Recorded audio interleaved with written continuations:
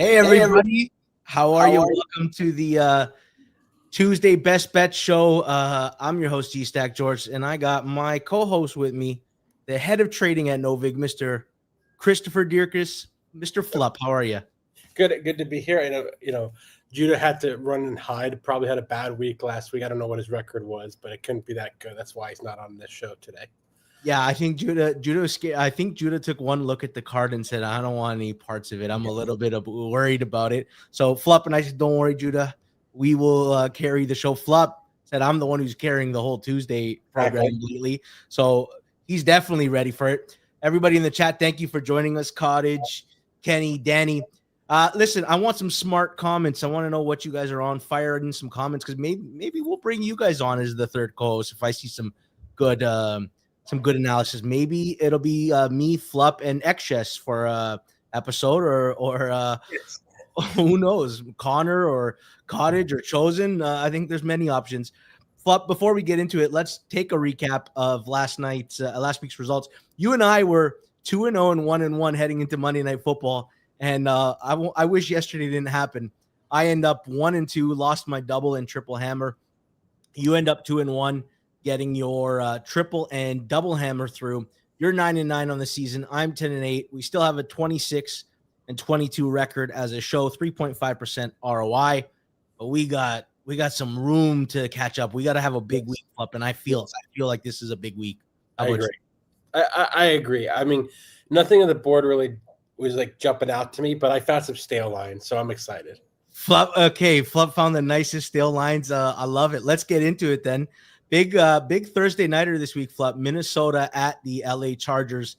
And right now, FanDuel has the Chargers -3, -120. Totals 44.5, shaded 112 to the over. Flup, I want to start with you. Why is the market pushing to 3.5 for the Chargers? Does that shock you? A little bit. I didn't think the Chargers didn't look that great versus in the past couple of weeks, especially versus the Colts last week. But Carson Wentz also didn't look that impressive. So I think it's just more of who they thought looked less impressive. And I guess the answer was the Vikings looked less impressive. I would be curious what this would be if JJ McCarthy was He's already ruled out, so it does look like another Carson Wentz. I did know that. I did know my injury notice there, that one. I think it would be the full 3.5 if he was in. I'm surprised because there was some 2.5 Sunday night, so clearly there was some love for the Chargers in the market. Right now, the injury reports that we're kind of watching is Joe Alt, Trey Pipkins, Austin DeSulis practiced it in limited fashion, so they might have their O-line the healthy it's looked. For me, in this matchup, some of the questions, I think Brian Flores, should he over blitz a weak O-line and then leave guys on the corner? Because it burned them, right? Isaiah Rodgers got toasted a couple times deep. A.J. Brown hit some deep shots. Devontae Smith. Will the Chargers O-line be back, and how good would the offense look again? For me, the Vikings have a very good defense. They're fourth in defensive EPA per play, sixth in defensive success rate. But here's the key to me. It's their offense. There's a little bit of they make too many boneheaded plays. And obviously Carson Wentz had the pick 6, but like even running the ball, they're 11th in offensive success rate, 26th in offensive EPA per play, 7th in rushing success rate, 26th in rush EPA, which is important because if Jordan Mason can stop fumbling, the Chargers are very, very bad against the run. 27th in defensive rush EPA and 31st in defensive rush success rate. All that being said, Flop, you can get +3.5 Minnesota, -120 for right now on FanDuel, and I am going to take it. I'm the idiot that's going to go back-to-back triple hammers with Minnesota after they burn me. I like this matchup for Minnesota. I think they very much should have beat the Eagles. They very much should have covered, and I said if anything was at 3 over a 3, I was going to click it. Even at 3, I like Minnesota. Let's see. Let me see if I'm going against the market here. I think this is a big mistake, especially with the market steaming in the direction of the Chargers. This to me, like we're going to see a 3.5 flat on by game time. So I am not a fan at all. I think if you really want to back Minnesota, back them tomorrow or back them Thursday morning. Yeah, for your own personal bets, I might wait a little bit, but for the purposes of this show, Flup, where I can't make my bet on Wednesday or Thursday when it goes to 110, I think Minnesota can very much win this game, and I am gonna go with my triple hammer there. Let's see how it burns me. If the O-line's healthy, it's going to be a bad look. But you know what, Flup? If you are going to be betting the Thursday and you like the betting anytime touchdown scores and stuff like that, FanDuel is making Week 8 even bigger with a chance to win a share of $2 million in bonus bets this Thursday night. That's right, $2 million. Here's how it works. Opt in and place an anytime touchdown bet on the Vikings or the Chargers using your profit boost. And if the player you pick scores either the first or the last touchdown of the game, you'll earn a share of $2 million in bonus bets, $1 million for each touchdown. If you have a dark horse first touchdown, last touchdown score, take a couple shots at it. Real chance to get some extra money on top of what the odds are. It's just one more reason to bet on the NFL with FanDuel. So whether you got a feeling about the opening drive or you're banking on a clutch finish, now's the time to get in the game. Visit FanDuel.com/forwardprogress to download the app today and get started. FanDuel is an official sportsbook partner of the NFL. Must be 21 and present in select states. For Kansas in affiliation with Kansas Star Casino. 19 and physically located in Ontario, or 18 and present in DC, Kentucky, or Wyoming. Opt-in, must apply profit boost token on select market. Prize pool to be split equally among all eligible participants who made the correct first or last touchdown pick. Bonus issued as non-withdrawable bonus bets, which expire 21 days after receipt.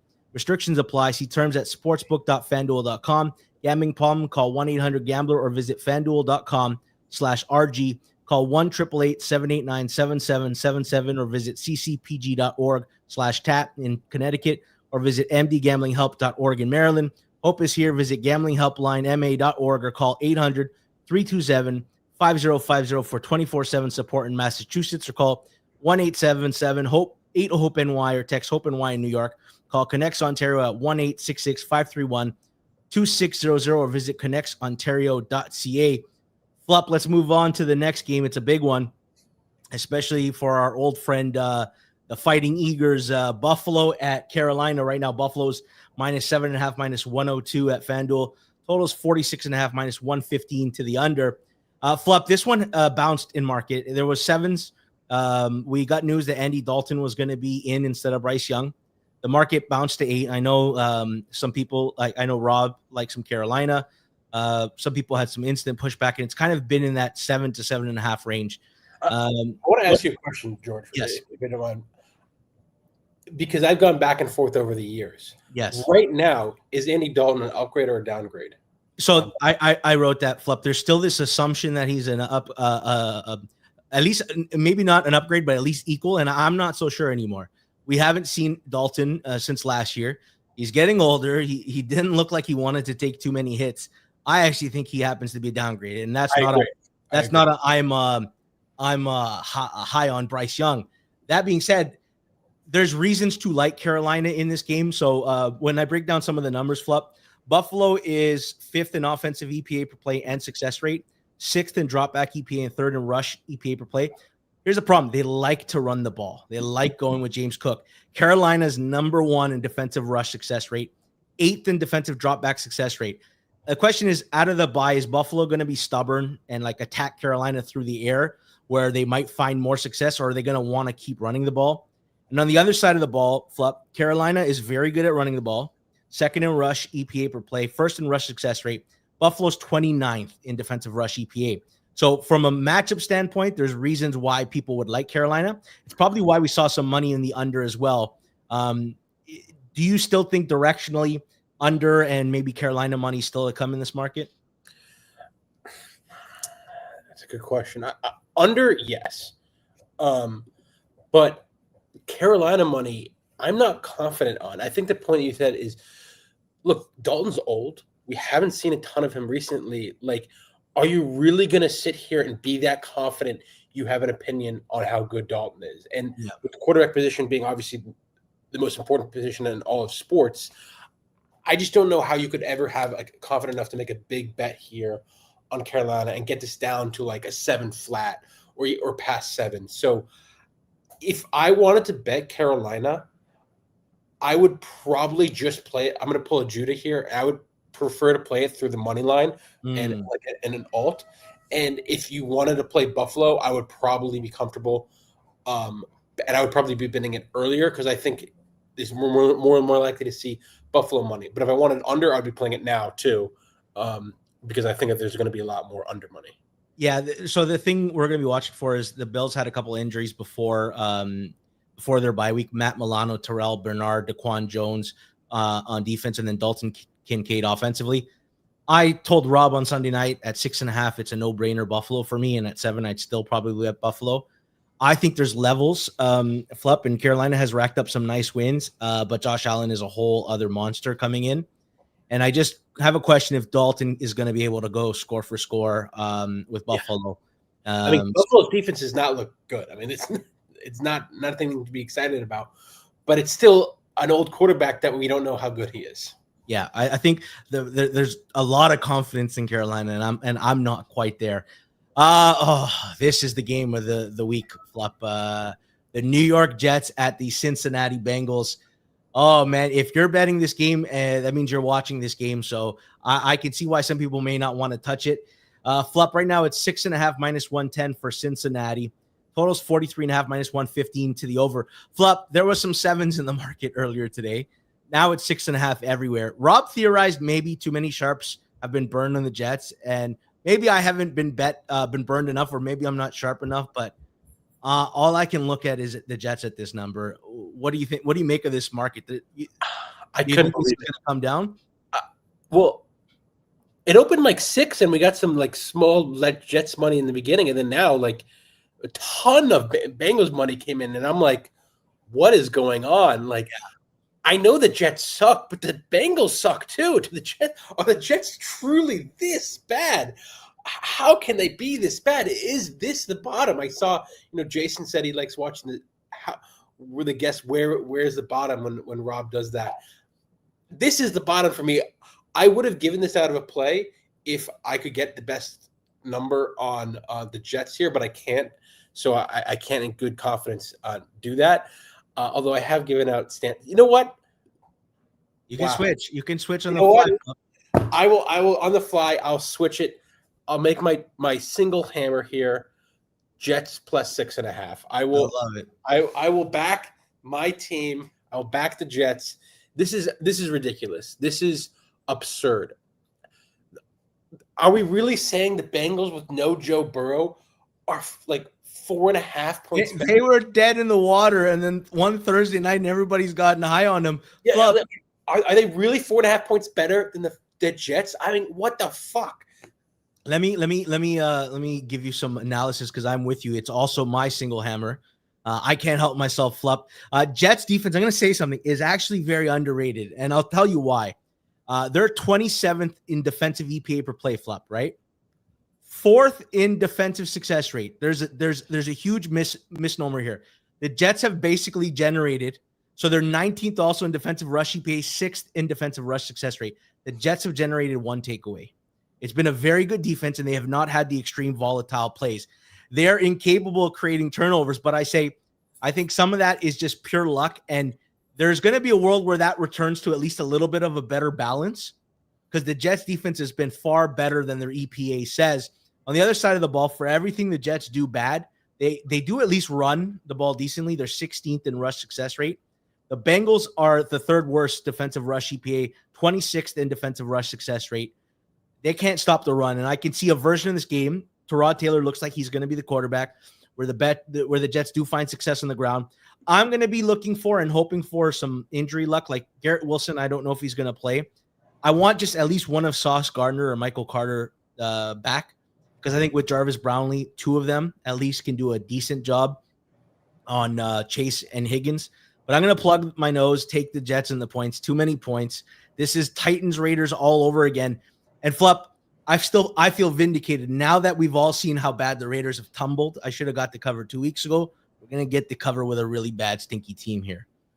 Okay, I just want to point out a comment in the chat. I saw earlier Chosen Sports was like, will Flup have any stances or just take stale lines? And now he's complaining that I have a stance and I'm not following the market. What do you want from me? Like, Flup follows the market, but when it's the Jets, he fades the market. what do you want from me? You just want to complain? I don't get it. I try to take a stance, and you tell us, oh, I thought he's a market mouse. I follow the market. Oh, he just bet sale lines. Can I win with you people? Listen, Flop. Chosen's a proud member of the Stack Pack, so you lay off him, right? Chosen's with me. He says he's trolling you. He's just having good fun. Flop, Audible, I love it. You come in late. Audible, you join me on the single hammer. Jets are gonna win, baby. Let's do this single hammer. New York Jets plus 6.5. Let's give Judah the Jets money line in a Judah fashion. Yeah, Judah will put a money line on one of these games. All right, Flip, this is okay. I wanted to do this, but you're the maniac, so I'm going to give you a lot of credit. Next game, Chicago and Baltimore. Baltimore is right now 6.5 minus 114. Total is 50.5 minus 115 to the under. I guess the big question is Lamar. There's this line feels Flip like they're mostly assuming he's going to return. Yep. We didn't see him practice for 2 weeks before the bye. He didn't practice yesterday. All eyes will be on tomorrow's first injury report. I still think there is a chance, better than what the odds are saying, that he doesn't play this game, or at least plays very severely limited, being a running quarterback with a hamstring injury. What are your thoughts here? Because you got to play on this game. Yeah, this is basically a market play. I look at the market and I see just a ton of Chicago money. As of late, like it got up to 7, and then just like a ton of Chicago money came in last night. Like I know it. Like Baltimore took initial money, but as of like the last little like day or so, it's been all Jets. Yes. And I'm not all Jets. Bears. Like Chris got to 7. It got immediately bet down to like a 6.5, 05. So.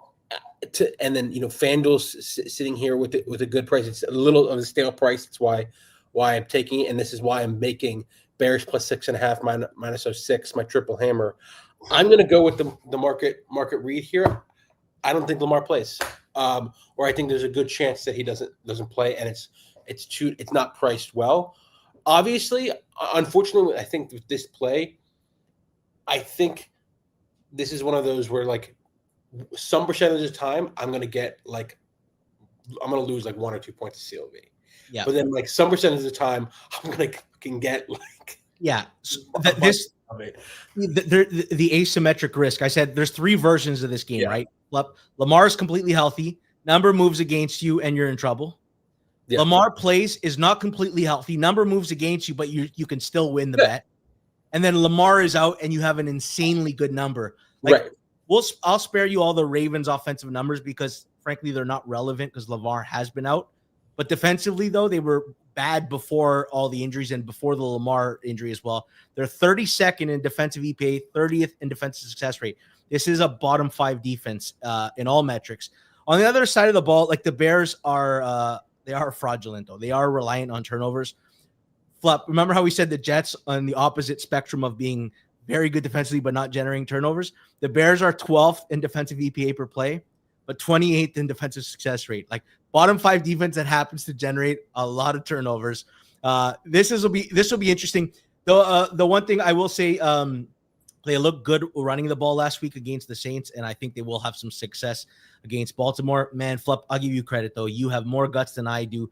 I really wanted to give out the Bears, and I held out. This is more of like something I would do in my own portfolio and take the risk. I didn't want to give it out as a play. Can I do? I don't know if there's a way I can. I don't want to mess up my win-loss record. I got to protect the record.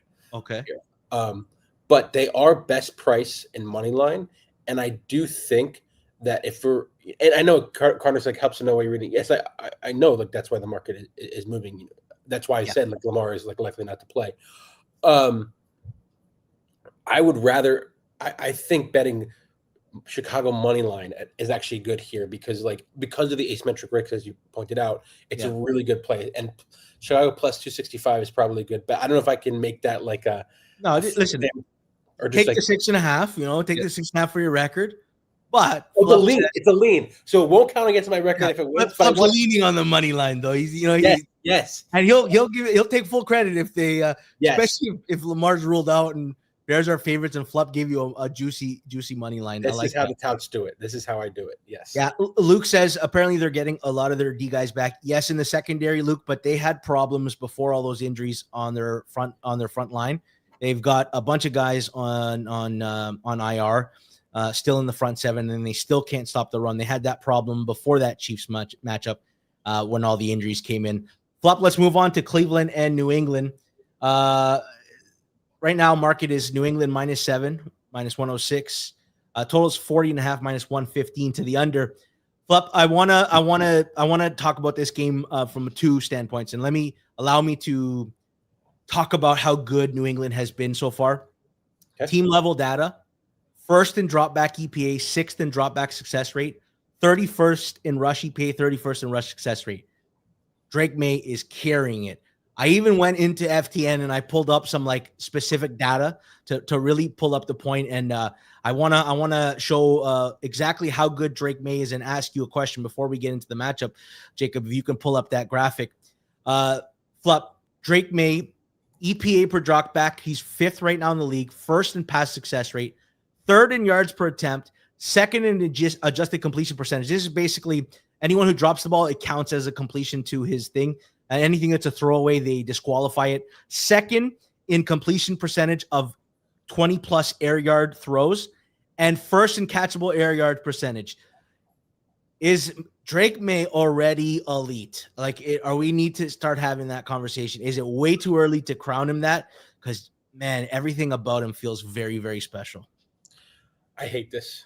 As a Jets fan, I hate this. Why can't we get a fucking quarterback that's like even average? This is ridiculous. Yeah. Yes, he is elite. This sucks. I'm ready for another 15 years of misery with May leading the pack. Very, very good. The Patriots have been properly upgraded multiple times this year because Drake May is very good. Yeah. You know what? If you want data like this, go digging. I spend at least 2 hours every Monday, Flup, just digging through some of the stats that FTN puts out there. And if you want to sign up, use our code HAMMER10 for 10% off. You can get the Stats Pro package. You can get the Stats GOAT package. Head over to ftnfantasy.com or click the link in the description. Okay, Flup, let's talk about the actual matchup though, right? The Browns are bottom 2 in passing. Like they're not a good pass game, but they're 16th in rush EPA. So right now they've got something going with Quinshon Judkins. The problem is if you want to exploit New England, you want to do it through the air, where they're 30th in defensive dropback success rate instead of 7th in defensive rush success rate. The Browns offense is still in tough without Njoku and Jack Conklin. They need one of those guys back. On the other side of the ball, Jared Wilson is a turnstile. They drafted him in the 2nd round at left guard. PFF has him like as the 69th rated guard out of 82. I've watched him last 2 weeks. He was getting blown up by the Titans D-line. Drake May, though, has faced a lot of bad defenses. This is the one caveat, Flop. This is by far the best defense he's going to face.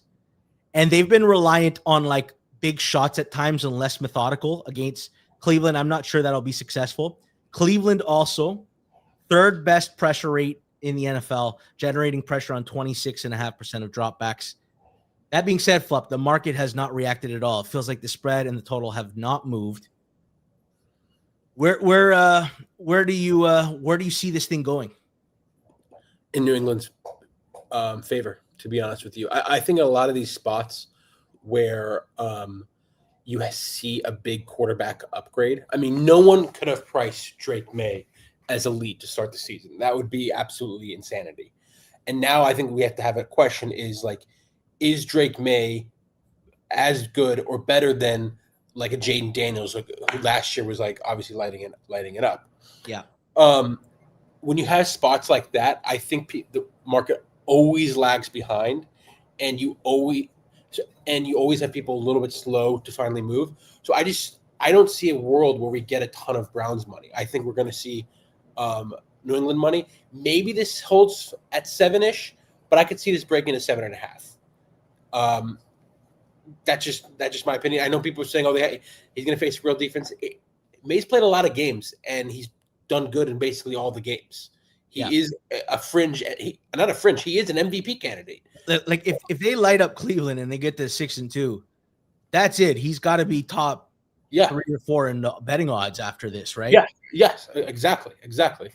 All right. I have nothing on the game, Flop. You have anything thoughts on that game other than the market analysis? That's pretty much it, right? Yeah. I mean, I was debating taking New England -7, minus or 6. I really thought about it. I probably would have been my 4th if I wanted to. Apparently, Drake May's already 3rd on FanDuel. Yeah. My goodness. I guess the word is out there. You know what though? I truly, Flop, I read off the list of defenses he played on Sunday with Rob, and like none of them were better than like the 20th ranked defense. So this is interesting. That this will be the best defense he plays. I'm looking forward to it. No, I mean that's fair, but they played 7 games. Like, Yeah. It's still a large sample size. I mean, yeah, for sure. All right, let's move on to a game that is all defense, maybe not offense. San Francisco at Houston. Man, Houston is dreadful to watch. Houston -1.5, -105. Total right now is 41.5. Flop, I've got some thoughts on this game. San Francisco finally looked like they can run the ball again with George Kittle back and blocking. CMC looked kind of vintage. Houston might just be the dumbest team in the world, though. Like, D'Amico Ryans makes so many suboptimal decisions on like when they go for it, when they punt, what they actually call when they do go for it. Just, I found myself on Houston last night. I'm like, why am I betting on this stupid team? Why do I need to rely on D'Amico Ryans and this bad offense to get going? For me, it's too early to do anything with this. I want some clarity on the Houston receivers. I don't know if Nico Collins is out with a concussion, and getting concussed on a Monday and turning it around for Sunday feels like way too tight a window. Christian Kirk didn't play last week with a hammy that kept him out earlier this year, but we don't know about Brock Purdy. We don't know about Ricky Pearsall. 49ers lost Bryce Huff, another pass rusher. They're going to be without their center. But I want to ask you something. The market's basically saying they're even teams, right? Houston's home field advantage. San Fran is 5-2. Houston's 2-4. San Fran's got a way smarter coaching staff. Are they even teams? Is that actually a thing? I don't know. I mean, I thought San Fran should be graded higher. I mean, also, what is do we have an update on Purdy? Like, what the hell is going on with him? He was limited last week, so I think this is the first real week that he could be back. If Purdy is back, I just don't see how. Like, I respect the market, and the market knows more than me, except when it comes to Baker and the Jets. But in this spot, I really wanted to play San Fran, and I would have made it a play, but then I saw like a bunch of movement on Houston, and I was like, well, I got to respect the market here. They know something that I don't know. I can't explain it. Like, at this point, I still think we're going to see like San Fran money, but I just don't know why we're getting the Houston money early. It doesn't make any sense to me. Yeah, I'm with you. If I find out Nico Collins and Christian Kirk's out, that might be enough to be on San Fran for me. It could be an under game. I don't know. I don't have too many thoughts. All right, let's talk about Miami and Atlanta, Flop, because I'm financially obligated to. Atlanta -7.5 plus 100. Totals 44.5 shaded, 114 to the over. And it looks like basically market saying this line is 7. FanDuel's doing that too with the shading. Michael Penix is a question mark. They say he's day-to-day, but of course they have Kirk Cousins. And I guess that's my question to you, Flop, to lead off. Is Kirk Cousins going to move the market at all if he's in or not? Or does it feel like they're about rated even? This brings me back to like the Dalton question. It's like how we have like Kirk. When was the last time Kirk played? Wasn't it like last year? Yeah, and he played most of the year last year. Yeah, no, I know he played most of the year, but he got benched for not playing too well. Yes. Like towards the end of last year. So it's like it's also been another year. I don't know. Like I doubt he moves it more than like 1.5 points for what it's worth. But I do think he does move the market, and I do think people would view him as a very slight downgrade, but nothing like I don't see him moving like 4 points. Like that would be a shock to me. There is some stuff that's interesting. Darren Waller for Miami doesn't look like he's going to go. Here's the one thing. There's potentially one opportunity for the Dolphins is their run game. 15th in rush EPA per play. Falcons are 21st in defensive rush EPA, but 31st in defensive rush success rate. Obviously, we saw the 49ers run the ball very well against them. Plus, it looks like the Falcons will be without their linebacker, Divine Diablo, in this game. The one thing Miami does not too bad as well is defend their run. Quinshon Judkins, they held him under 4 yards a carry. So if Bijan can't have a Bijan day on the ground, Atlanta may have to resort to passing, which in all likelihood, they'll probably have success anyways. I make the line 7. I can't tell if there's some toxicity in the Miami locker room where like the whole team is just, I just think there's no cohesiveness. What do you think? How much more guaranteed do they have on Tua's contract? Oh, I think we're going to move on from him next year, but it's going to financially burn us. We can't get out of it next year, but I think we're going to force ourselves out of it. Kind of like how teams have eaten the Kirk Cousins contract before. We're just going to eat it. There's no way. We're tanking. Yeah. From this point on, I can't see it. I don't have any interest in doing anything in the game, though, Flup. If you have no other thoughts, we can move on to the next one. Let's move on. All right, Giants and Philly, Flup. Right now, Philly's -7, -112. Totals 43.5, shade of 115 to the under. This is a rematch from 2 weeks ago, Flub, where the Giants beat the Eagles on Thursday. I think people may have forgotten in that game because it got out of hand and obviously it became the Cam Scatabo game. Saquon was ripping off big runs early in the game. I think he went over his rushing total in the first quarter, at least close to it. Then they got away from it. Giants can't stop the run. 32nd in defensive rush EPA, 28th in defensive success rate against the run. They lost Paulson Adebo and Javon Holland mid-game against Denver, and I'm going to watch those injuries because it changed the game. The Broncos were finally able to throw the ball in them, and the Eagles kind of found some success last week with A.J. Brown and Devontae Smith. On the other side, I have to admit, Dart and Scatabo have been like they've breathed some life into the Giants, and I feel kind of stupid for betting against them, taking Denver -7 and laying points with Bo Nix. Me too. You can also run on the Eagles. They're 30th in defensive rush success rate and like a middle of the pack in pass defense. Directionally, I lean over in the game. I think I gave it out on Sunday, but if I'm being completely honest, I think I prefer the Eagles team total, but we don't give away derivatives here on this show. Flop, you do like a side on this game. You do like a bet in this matchup, right? Yeah. Well, you're getting my best stuff because I'm break even. I'm down with the VIG. You're getting my very best stuff here, and that's why I'm giving out the Giants, Eagles over 43.5 -05. You know what? I'm not going to bore the audience and pretend like I have some deep analysis here. It's a stale number. That's what it is. That's what it boils down to for me. I got the oversteam up. I'll leave it at that. Let's be honest, Flup. You saw Sunday reset. Rob and I said we like this over. It's 44s in market. Not only is FanDuel giving you 43.5, they're letting you get it at -1.5. How can I say no? How can I say no? All three factors led you on to the Giants and Philly for your double hammer. I like it. I like an honest man who says it like it is. And make up analysis for a minute, but I don't think I think the audience sees right through me. Well, listen, Flup, I think people will be paying attention to the injury reports because both teams, like centers are out. Paulson Adebo, Javon Holland, like we mentioned. You know where you can find out what happened with the injury reports is in our newsletter. We do 3 times a week. We do a Monday newsletter where we get injury reports, takeaways, and early leans. Wednesdays, tomorrow, you're going to get the first practice report from every team, plus BetStamp giving out EV props and much more. And Fridays, of course, we have Kirk's Hammer. He usually writes about things he's observed as a pro bettor, but things in the industry. But lately, he's been pumping out NBA division previews. And, with the season starting tonight, that's something you want to check out. You can subscribe now at thehammer.bet and never miss a newsletter. I know Flup has never missed one ever since the Joey Bosa, Nick Bosa debacle. That's for sure. Flup. I think you triple subscribe from 3 different emails if I'm correct. That is correct. All right, let's move on to the guy in your shirt. Tampa Bay at New Orleans right now. Tampa Bay is -4.5, -106. Totals 46.5, -114 to the over. Flup, they looked bad yesterday. Mike Evans got hurt.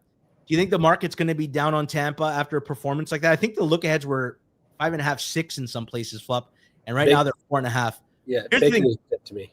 They're 5-2 Flup with a -1 point differential. The Bucks were always their first 3 games, they were 3-0 Flup, and they won each game by 2 points on like last drive heroics. So there was always this danger that Baker was like over compensating for how bad this roster is. What do you think? Is the market a little bit done with Tampa after how they looked on Monday? I don't think it's actually that. I think it's I think people like the Saints and Rattler. I've seen like the Saints and Rattler constantly get some money every now and then, and I think the market has always not liked the Bucks because exactly like look, I joke that Baker is dead to me. He's still a very good quarterback. He's still an elite quarterback in my opinion. He looked like old Baker last night. He was sailing guys. I hadn't seen that version since. I mean, the one play that where he missed like the wide open guy, I was like, oh my god, Baker, like that was a touchdown. He missed him. I mean, that was I didn't see that from Baker. But look, guys have bad games. Like, are we gonna like say did Tom Brady ever have a bad game? Yes, he did. Well, I think the sharps were all over it because Cottage said it. Market's so sharp. Detroit steamed and it was 100% correct. And it even steamed after we learned Evans and Igbuka were in. They're like, oh, give me more Detroit. It was very that was my real handicap last week. I was the injury news expert. I knew they were both going to be in. That was it. You just didn't think them like you should have got CLV considering you got the good end of the injury news. I will say one thing. I think the Tampa offense has been too reliable on explosives. But 11th in offensive EPA per play, but 22nd in success rate. They're not very methodical. A lot of it's been like Baker hitting deep shots to Igbuka early in the year. One big injury, Cesar Ruiz, who's been in and out of the lineup for New Orleans, their center. Now they lose him for the season right before a game against Vita Vea. Probably not good. Weird game for me. Don't have too much on it, but if I see 3.5, maybe a 4 pop up, I probably will be in on Tampa. Let's move on, Flup, to I love this game. Tennessee at Indianapolis. Indianapolis is 14.5 point favorites. -104 on FanDuel, 46.5 -114 to the over. Flip, I have on this a play on this game, so if you don't mind, I'll lead off with that one. Follow my thread here. The Titans are 32nd in offensive EPA per play, 30th in offensive success rate. Not very good, but I will say though the Colts defense has been overrated for a few weeks now, and I think people are finally waking up to it. Obviously, all the injuries in their secondary plays a big role. I don't want to pretend like that's not part of it. But they were 11th in defensive EPA per play, 25th in defensive success rate. Kind of have relied on like some big high volatile players, like 13th in defensive rush EPA, 29th in defensive rush success rate. There are versions of this game where Cam Ward can move the ball decently, especially with the Colts potentially being down 2 pass rushers in Tyquan Lewis and Samson Ebukam. Ebukam for sure will be out. He's going to be out for a couple of weeks. Cam just needs to avoid the big turnovers that he's so prone to making. On the other side of the ball, listen, the Colts offense has been the best in the league. They're literally first in offensive EPA per play, first in success rate. They run the ball really well. They've got like 5-6 weapons in the pass game that can kill you. Everyone's capable of explosives. And Flup, rather than bet Tennessee plus 14.5, the better bet is clearly if you like Tennessee to score, Indy's not going to be stopped. So you might as well just bet the over. Tennessee Indy over 46.5 -114. We gave it out on Sunday night reset at 45.5. Rob and I, it was a mutual play. I still think at 46.5, I like the over. I can see a version of this game where even in junk time, I think Cam Ward will move the ball. I like it, to be honest with you. I mean, I do have one question for you. Yeah. Where do you have the Colts in your power rankings right now? Oh, now you're going to make me drop down things.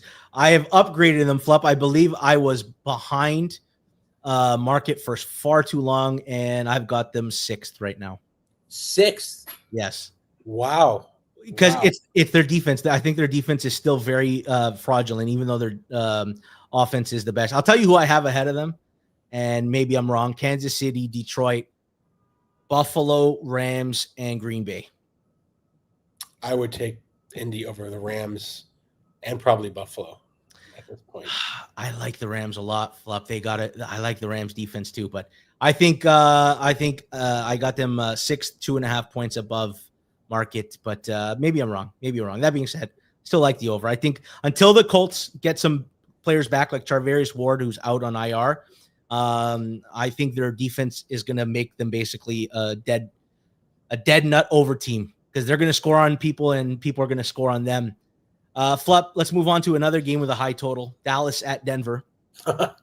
Denver minus 3.5, minus 104. Total is 50.5. Flup. All right. Brian Schottenheimer, incredible job this year. Cowboys, third in drop back EPA, fifth in rush. George, can I interrupt you for a second? Yeah, absolutely. Can we get some likes in the chat? Here? Yes. You know what? We absolutely should. Smash the like button. If you like the analysis, if you think Flup and I are breaking it down and you enjoying the show, please like, comment. It helps us in the algorithm.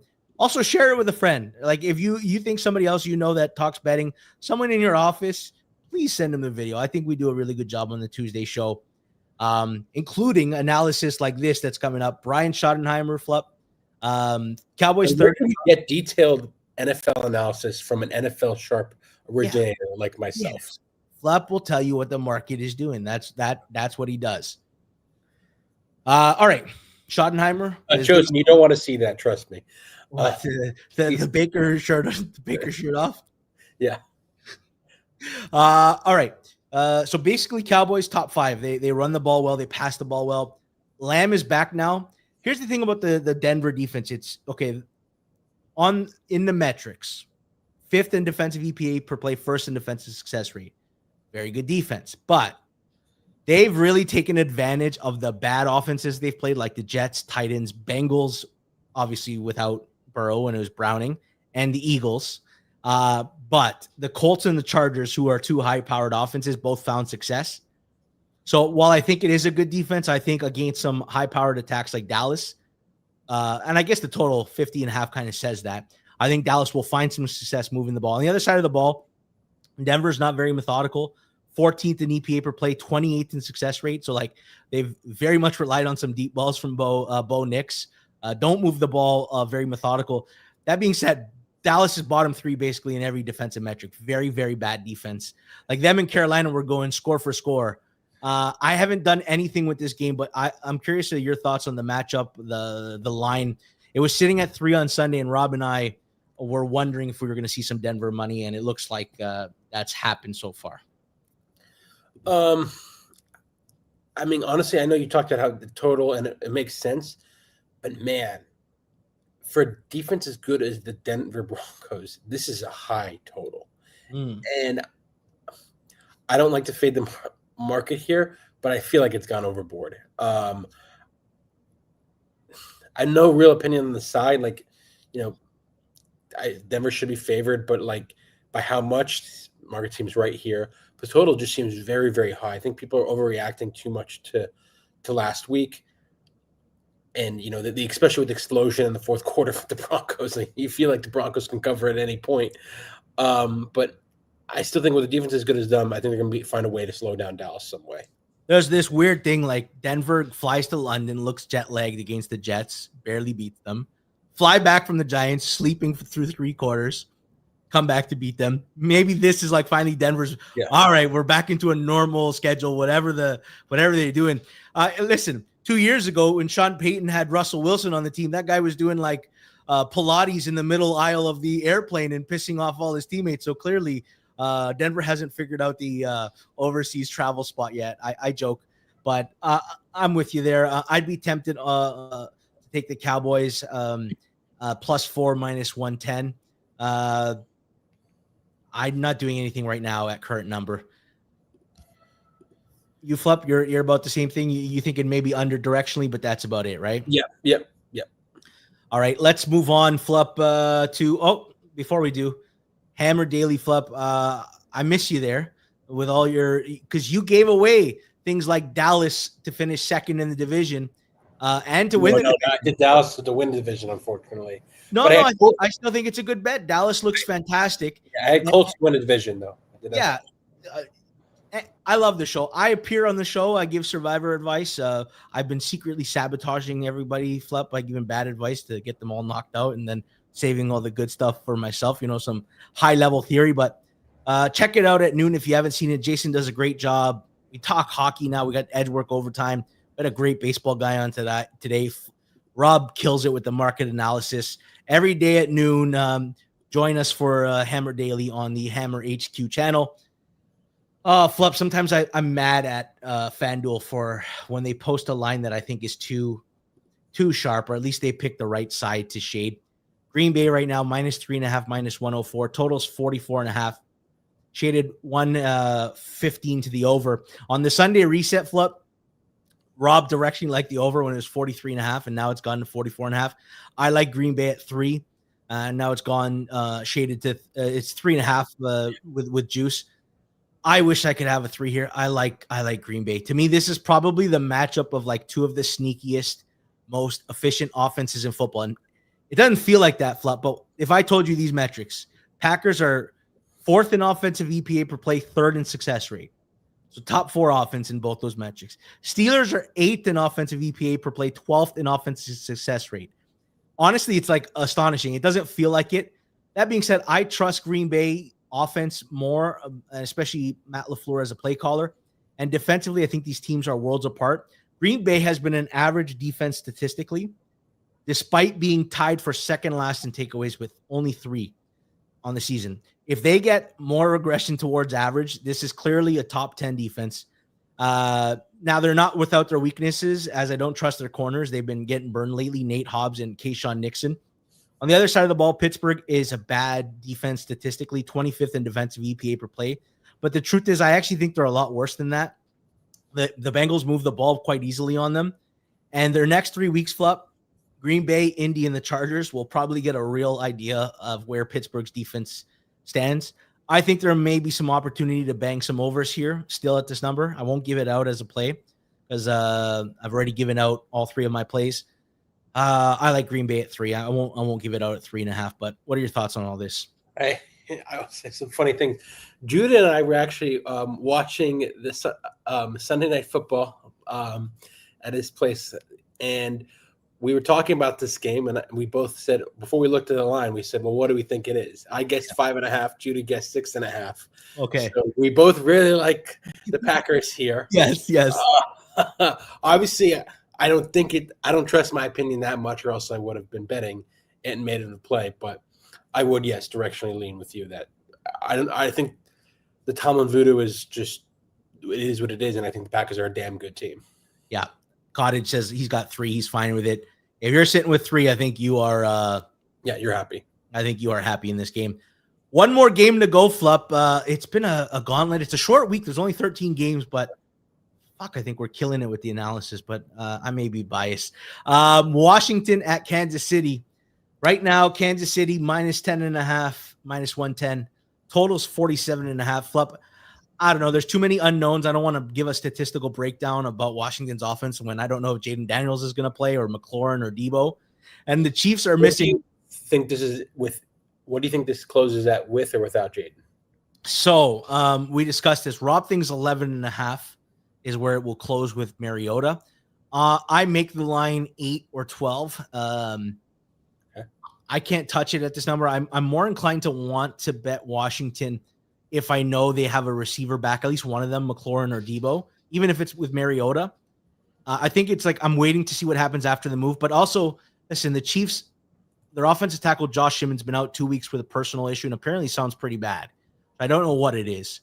But they also lost Trey Smith and Jawan Taylor in the game, their guard and their tackle. So I don't know. 3 missing offensive linemen, and we kind of seen how cluster O-line injuries have impacted some teams this year.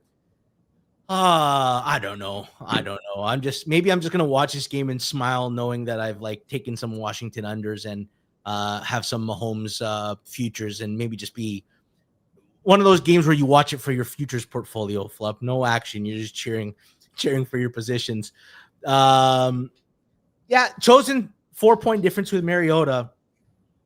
Yeah, I know Mariota's played very well. I just still think Jaden Daniels is a better quarterback, and maybe I'm just lower on Mariota, but I don't think Daniels to Mariota is only a 3-point drop, and some people do, and some people think it's like 2.5 points, and I still think it's more drastic than that, if I'm being honest. Some people even think Mariota's an upgrade over Jaden. Yeah, Daniels. Some people might be saying, G-Stack, you got it backwards here.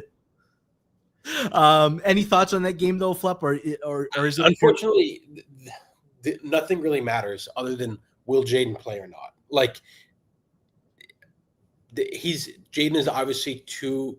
We can argue if he's 3 points, 4 points, 5 points upgrade, but he's too impactful and he's being priced as more. It seems like, especially I think Rob is saying, I think 8 and 12 seems reasonable, or like 11.5 and maybe like 7.5 is reasonable. This is basically being priced as like, yeah, he's likely out, but it's not even like 90%. It's probably closer to like 75, 80% that he's out. And when you have that, all it really boils down to is, can you guess if he's in or out? Some interesting comments, and I want to actually get some comments from the chat, but I think Daniels is overrated. Daniels is a fraud. Wrong. Okay, listen, Wrong. We've clearly come, full circle on this, because last year where all of a sudden he was the king and he took the team to the NFC Championship game. I'd actually like to see, spam in the comments, Drake May or Jaden Daniels, who is the better quarterback from last year's class. We put up a poll and Drake May won, and that was before Drake May went off again and again. And Daniels is obviously hurt now, but I'm curious what our crew thinks is the best, is the better quarterback. Flop, I think that's it. We covered every single game. I thought we broke it down really well. Yep. Let's recap our bets though, because I think we made some good ones here. I feel a big week for us. Flop. I'm going back to the well with Minnesota plus 3.5 minus 120, and I could be 0-1 by Friday. That by Friday morning. That sucks. Flops on the Bears plus 6.5 minus 106. That line's not closing at 6.5, so it's all going to be weird. Remember, I also have a lean on the Bears money line, which will count the record if it wins, and not if it loses. 100%. I gave out Tennessee Indy over 46.5. Flops on the Giants. Philly over 43.5. Jets plus 6.5 is both of our single hammer, and it looks like Drake May's Connor Hartles still says Daniel's better than May, but they're neck and neck. XS and Chosen say May is just better at everything. It's not even close. Wow. Maybe we're gonna get some undervalued Washington when Jaden Daniels is back. Maybe this is the sentiment. But Cottage is joining us on the Jets. XS says the Jets is the squarest bet of the month. Thank you, XS. Sometimes I think XS is the squarest person in the chat. That's what I think. You're beefing with XS. Oh, that's bad.